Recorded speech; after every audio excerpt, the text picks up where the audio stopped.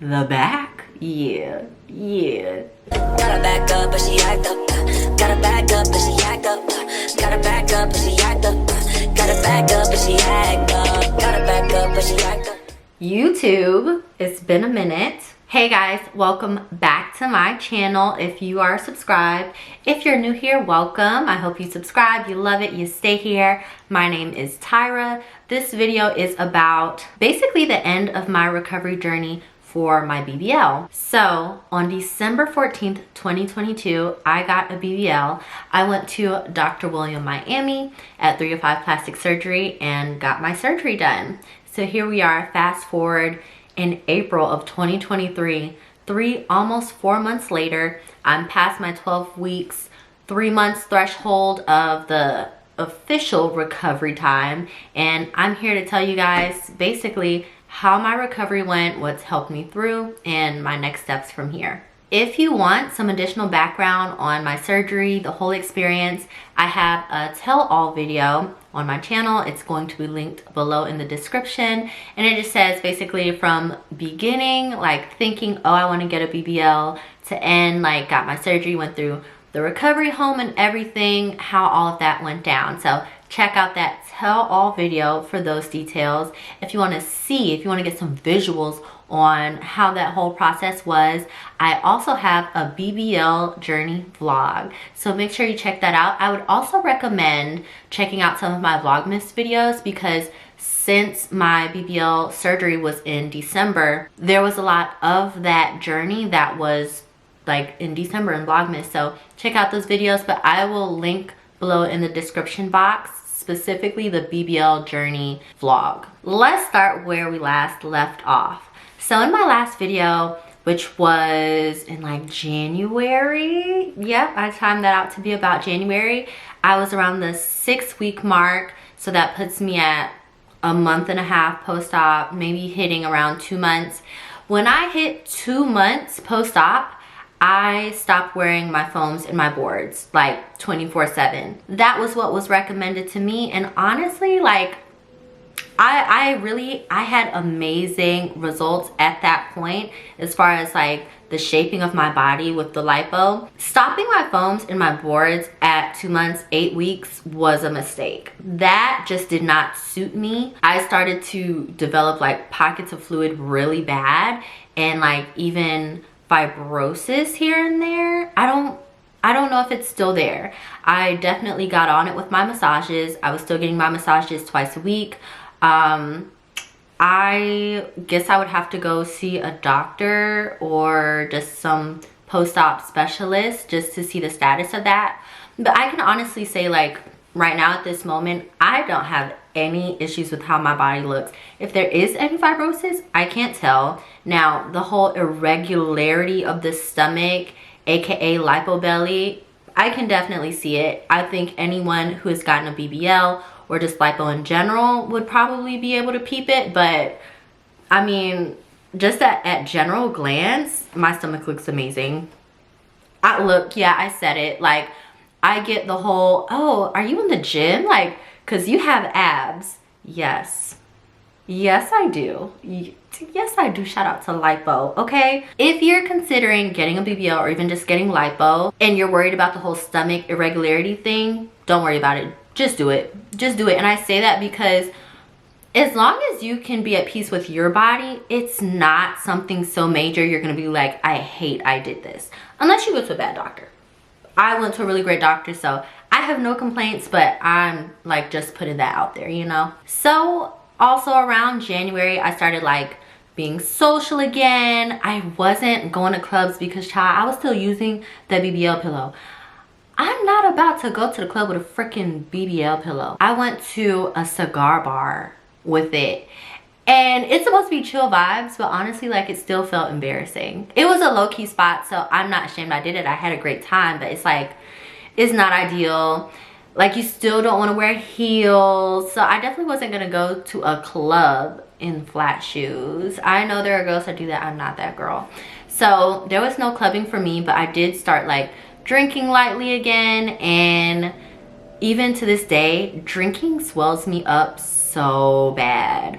But a little hack that my cousin put me onto. If you do start swelling like that, on top of like making sure you're getting that Faja ASAP with a waist trainer or some foam, some boards, something just to push that fluid, drink you some coffee, because coffee will get the fluid out of you. Like it just pushes the water through you really fast. Also drink your water, but the combination of drinking the water and the coffee is going to get a lot of that swelling down. Fast forward to February, my work schedule just got really hectic, and so I really just couldn't swing making it to my massage appointments anymore. Like I wasn't able to consistently clock, like, can I be here on this day for this appointment? So I really just have fallen off from my massages. I don't think I've gotten one since maybe early February. So I've been doing self massages. I just use some oil. I'll link below the two that I alternate between. And then I'll also use a roller, like an ab roller, or my hands.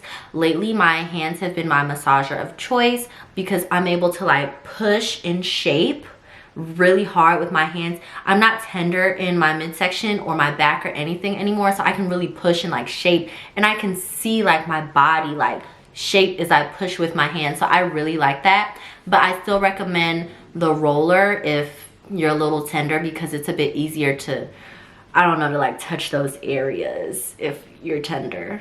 Will I go back to massages? Yes, I'm pretty sure I will. When I find some consistency with my schedule, I'm definitely going to see a masseuse, and preferably someone who can do like some of that, I don't know what to call it, but basically those pockets of hard fluid where they like melt it down. I think there's like heat therapy and there's also wood therapy. I'm gonna try both, and I'll let you guys know probably in a vlog, since this is the last video of its kind on this channel, at least for this round of BBL. I will let you guys know how that goes, but I definitely want to get back on that like when time permits. Now at 11 weeks, I stopped using that BBL pillow, child. I tossed it to the wind. I was so ready to get rid of that pillow. Now, it wasn't an easy transition. It felt kind of funny. Like, there's this tingling sensation, like, I don't know, like, it just tingled. It just feels funny.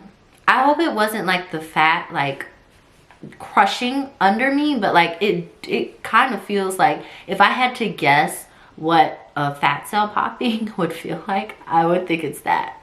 But let's just hope not. I think it was probably just a nerve thing, because I hadn't sat on my butt in so long. It'd been almost 3 months. So it wasn't too bad. There's also like kind of the hardness, a bit of the hardness was still there. It's definitely eased up. And crazy enough, I feel like I'm fluffing more now after I started sitting again. Like, I feel like she's really sitting more now. You get what I'm saying? So very happy to be sitting again, to be back out active, putting on clothes that I like. I like the clothes that I wear even more now. Like, I gathered probably 75% of my wardrobe. I'm like, you know what? I don't want these clothes anymore. I'm just going to put them on Depop. I am starting a Depop. Look out on my socials for that. But I gathered all of these clothes for my Depop, and I was taking pictures in the clothes for the Depop, and I'm looking at how these clothes are sitting. I'm like, wait. Maybe I want to hold on to this piece and this piece and this piece for a little longer, because the way it fit, oh my gosh.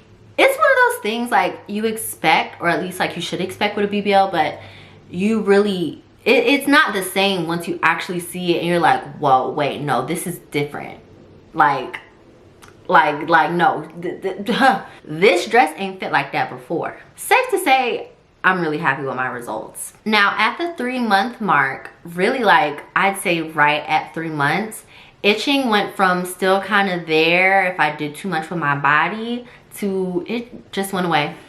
That horrid BBL itch went away. I am free from the clutches of using that Benadryl gel. Ooh, I'm talking about, I had the Benadryl gel in my purse. But we're free, girl. We're good. We're rolling. So the itch is gone. A lot of the swelling is gone. Living happy. At this point, now that I'm like, okay, I am happy with my results. I kind of see basically what the final of this is, at least for this round. Next steps in my mind, I do have one hip that I would lay on because I was just struggling to sleep when I first got my surgery. And because I was laying on that hip, there's not as much fat on that side because like I laid on it, it died. I'm considering Sculptra for my hip, and basically just to like even out some areas. Like I look good, I look great, but I'm seeing the shape and now I want just a little more projection, and of course to even out that hip. So Sculptra is definitely like my first thing that I'm considering. My only thing that I'm scared about with Sculptra is that I do get hypertrophic scars. I hope I'm pronouncing that right, but like raised scarring, not necessarily like keloiding, but very close. And so I've read that since Sculptra is a collagen booster, that basically it can make things like that worse. Like you'll get the hypertrophic scars, the keloids and stuff like that. I don't want to take a good thing and ruin it. So that's kind of scary, but I'm gonna talk to a dermatologist about it and see if that's feasible. I do have some things that really help me out in basically this last stretch of my recovery journey. And so I want to share those things with you guys. Maybe it'll help you if you're recovering or going to go through a recovery, whatever the case may be. Even if you're just like, oh, maybe I'll just use it just because it applies to you in some way, shape, or form. Here it is. Now, with me being in a phase of compression to where I can take a lot more, I'm a lot less tender, but I still have some swelling that I really want to get down. I've been really heavy on my Pretty Girl Curves Faja. You've seen it before in another video, maybe two. I really love that Faja. Now, here's the tea.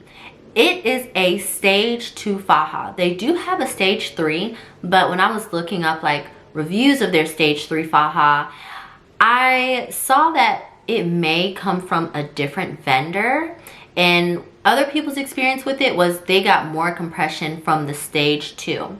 Now, I currently have the stage 2 in an extra small, so there's no going down any more sizes. I have the smallest size they had, but I still needed compression. So I did two things. One, I know they say like don't put it in the washer dryer, hand wash it, and then like air dry it. No, look, it's a pretty durable Faja. You'll be okay. Wash it in the washer and put it in the dryer on high. I know it sounds crazy, just trust me.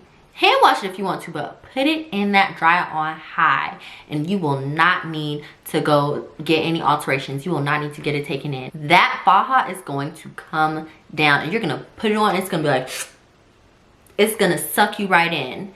So I did that, and then on top of that, I went on Amazon and I got a short torso. Hear me carefully, short torso waist trainer. The one with the hooks, with the eyelets. I think they're called hooks. Hooks or eyelets.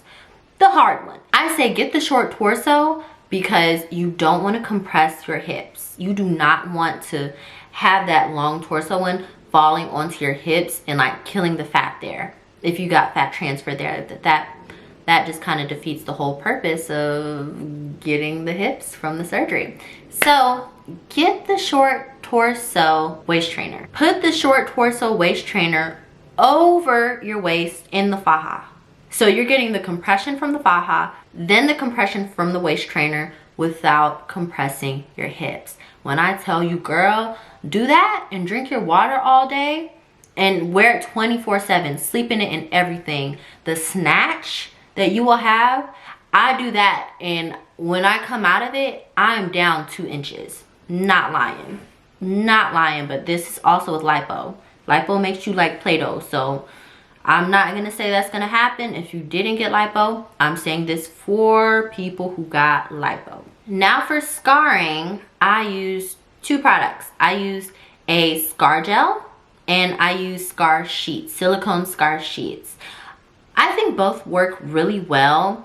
Personally, I feel like I would see more results or more fading with the silicone sheets. The gel doesn't do a bad job, but I don't see it as much, but I'm also not consistent. I have to be transparent there. I'm not consistent with it. But with the silicone sheets, even with me not being consistent, I still see the results. So do with that information what you will. I feel like if you do have the consistency in you, maybe the gel would do more for you. I will link down below in the description box both the gel and the scarf sheets, but there is a gel that my masseuse would use on me that I loved. I feel like it did really well. It's called Silicone. The Silicone worked really well, so I will link that below also. I haven't bought any, but I think I will because I really want to get these lipo holes ready for the summer, and I know we're getting close, which is kind of last minute on my part, but the Silicone worked really well. Highly recommend. Speaking of being inconsistent, let's talk about skincare for a second. So I had a really hard time with breakouts during my recovery, especially my early recovery. Like, you're sleeping on your stomach. Sleeping on your stomach basically means sleeping on your face. I'm more of a side sleeper, so before the surgery, I would be able to kind of like just avoid really just having to sleep on my face. So with having to sleep on my face now, like I was breaking out more, like just the contact with the pillow all the time, like my face was breaking out bad.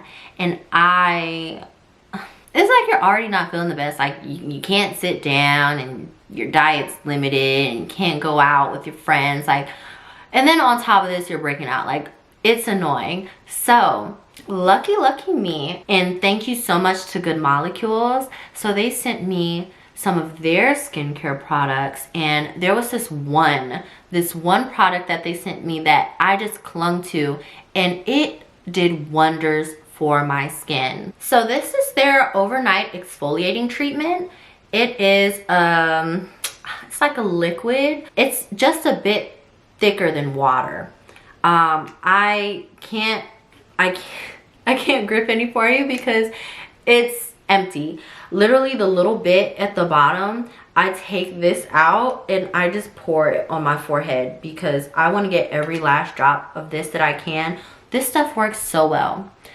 I will use it at the beginning of the day, like when I do my morning skincare, and then put SPF over it. So just some facial sunscreen. And then at night, I will apply it after doing skincare and not do the sunscreen. This stuff is so good. It cleared me up. I'm talking breakouts and then also dark spots. I don't know a product that does clearing both your breakouts and your dark spots. I don't know if that's the purpose of this, but when I tell you, like, once I figured out that this product was doing so much for me, I simplified my skincare routine by a lot. So now I literally only do a cleanser. I use Panoxyl. I wash off my cleanser. I use a toner. After my toner, this girl right here, and then if it's in the beginning of the day, I'll apply moisturizer, SPF. If it's at the end of the day, I'll just apply a moisturizer maybe. I know that's probably a no-no. Dermas, don't eat me up, but I'm going to bed, and it's not drying. I feel like that's why I get away with that. It's really not drying. So highly recommend if you're going to get a BBL or some similar procedure and you just have to simplify your skincare, because a lot of those days you just may not be in the mood to do all that. I'm not gonna lie to you, especially the first week. The first week, girl, I'm putting soap and water to this face and laying back down. I was so tired. It's because of the anesthesia though. But yes, if you're going into surgery, I say like order maybe like 3. Have 3 just stocked up, just wait it in the cut. And if you put this on your face beginning of the day, end of the day, basically whenever you take a shower, you'll be fine. You'll spare yourself a lot of the skin problems that I encountered when I did mine. The last thing that I will mention that really helped me during my BBL recovery journey, the back end of it at least, when I started to get pretty again, is this heatless hair curler. I know I look crazy, but so what?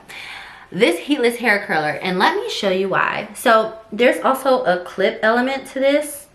Don't know where I put it, somewhere here, but you clip it here at the top and then wrap your hair, see here, and just kind of just wrap it. Just wrap it.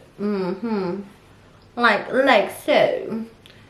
And then take this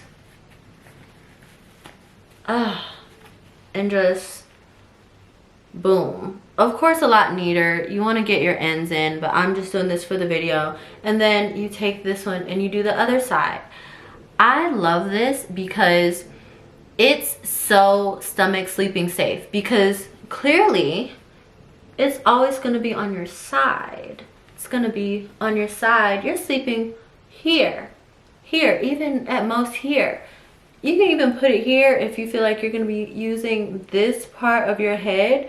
But it was so comfortable. And this right here, this is actually like really soft. So it was just really great for like not putting heat on my hair all the time, just keeping it really low maintenance but still cute. And the cute little wave curl that you have when you take this out in the morning or whenever you decide to take it out was really great. So I feel like it saved me a lot of time, a lot of effort, and I still got great sleep using this. So if you're trying to keep it cute while you're in recovery, I highly recommend using this. I'll link this heatless hair curler in the description box below. I hope it does the wonders for you that it did for me. Baby, I still use it, which is why I don't have a clip. I have it right here somewhere, like I said, but yeah, get you one. Now let's talk about the part that everyone wants to know. My body reveal and results. So here's what I look like in this bikini before my surgery. This was July, August of last year. Remember, I got my surgery in December of last year. Now, here's what I look like now in April of 2023.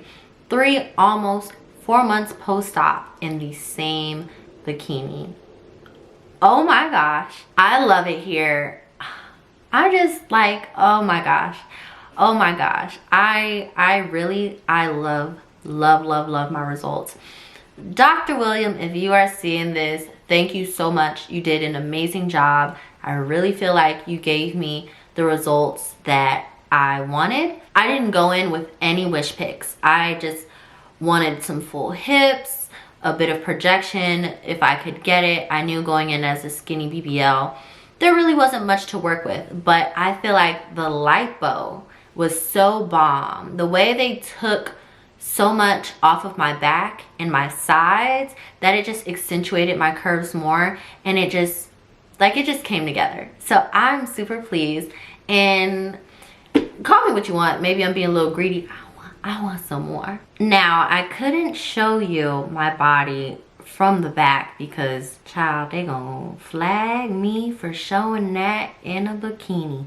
So here is my body post-op right now today in this one piece. Right? Is it giving that? The back? Yeah.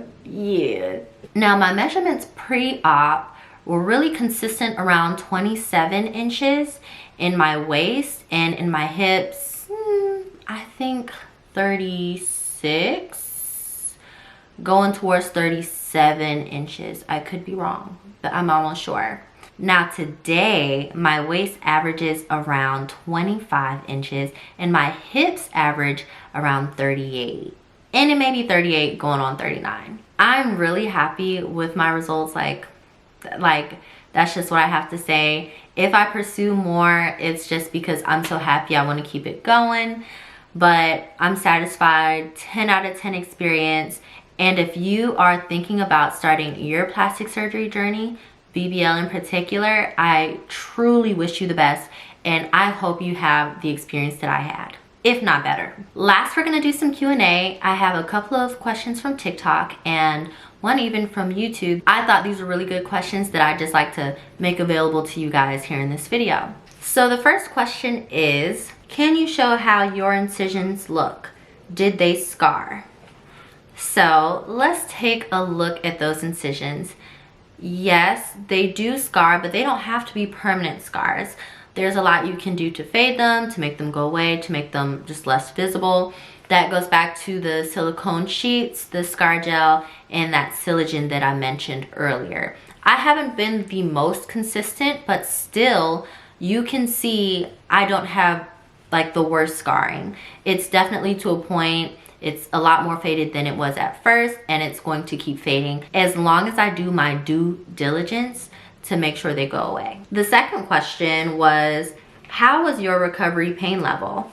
So the first day, like right out of surgery, yeah, I felt pretty horrible, but I won't say it was pain necessarily. It was really like the effects of the anesthesia and like feeling like I just got out of surgery. Like I felt icky and groggy and like just, I don't know, like, you know, you just feel bad like you just got out of surgery.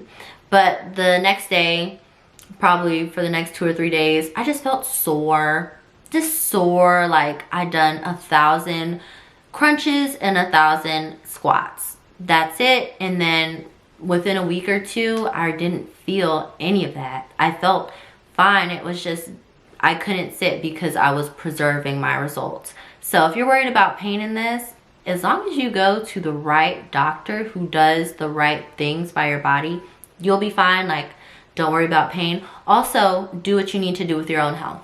Go into this healthy. I went into this very healthy, and I think that maybe that contributed to why my pain level was minimal, but definitely care for yourself before even going into this. The last question was, how was the flight home? Did you sit on your pillow or kneel? Also, what about the Uber ride? So the flight home was good. It was my first time having to sit on my BBL pillow, so that wasn't fun. Kind of horrible actually, but it was more discomfort than pain. I really did what I had to do as far as sitting on the pillow, but I only did it during takeoff and landing. As soon as that seatbelt sign came off, I jumped right off that pillow and I just kneeled in front of my seat. So that was the flight home. The kneeling was really easy on the plane, but I'm small. I'm pretty small. I fit between the seats, so take that, I guess, with a grain of salt, given that I'm small. But plane ride was fine. Ubers in Miami, they're so used to girls coming out there for surgery. Not a single person questioned me for kneeling in the back seat. They were honestly like really caring, like, hey, you okay? You need anything? You feeling fine? Like, it's easy. Ubering in Miami is really easy. So I wouldn't worry about that at all. Now, in my city, I'm in Atlanta now, I haven't Ubered and kneeled. My mom picked me up from the airport. My mom and my sister would take me to my massage appointments before I could drive, and once I could drive, I just drove with my pillow. So as long as you're in Miami, you're good. As far as Ubering, once you get back to your home city, I don't know to tell you. Well, that is it. That is my BBL journey. I am so grateful to you guys for really seeing me through this, from like making the calls, like setting up my pre-op appointments and getting my clearances done, doing my prep with my eating, and all the way to Miami in the recovery home. Like, you guys have really seen me through this entire journey, and I am so grateful to you guys. Like, not just like your inquiries and watching, but like the love and support and well wishes that you guys have sent me. Like, it really means the world to me. So thank you, thank you, thank you. If you are considering starting your own plastic surgery journey, I wish you the absolute best. Please, please, please do not hesitate to reach out to me on YouTube in comments, on Instagram via DMs, comments, whatever the case may be, and on TikTok. Whatever social you can get me on, at the Tyra Alexa on all socials. Please feel free to reach out with your questions.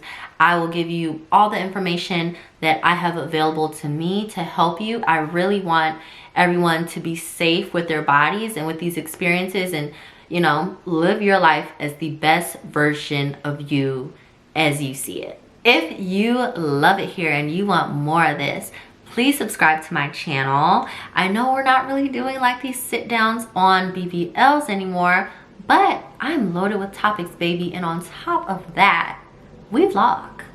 Yeah, we vlog real bad. So subscribe for vlogs. for more of these cute sit down special topics, and for my coffee shorts. Yes, I am a Starbucks and local coffee shop girly. I love me a latte, so subscribe for those.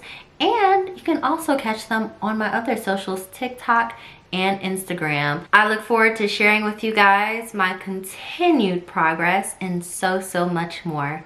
Thanks for watching, and I'll see you next time. Bye guys.